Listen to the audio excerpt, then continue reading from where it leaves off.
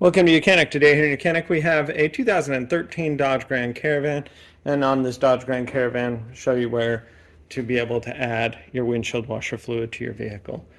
When the door's unlocked, you'll be able to open it, and then you'll see right down here, this is where you grab to be able to pop the hood release lever.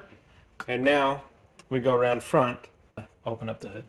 So around front here to release the hood, you raise it up, and right above this, the center, just off to the left of center, is the hood release lever, and you're going to depress it toward the left of the vehicle or toward your right if you're looking at the vehicle. And we just press that way and then that way.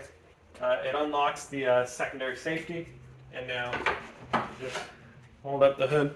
Say your windshield washer fluid is low or empty. The reservoir is right here. We got the washer symbol on top of it. This is on the left side, well, the right side of the vehicle, your passenger side, and close to the front. Power steering reservoir, air box, and then the reservoir. So you just need to pop this cap, add the blue water of your choice.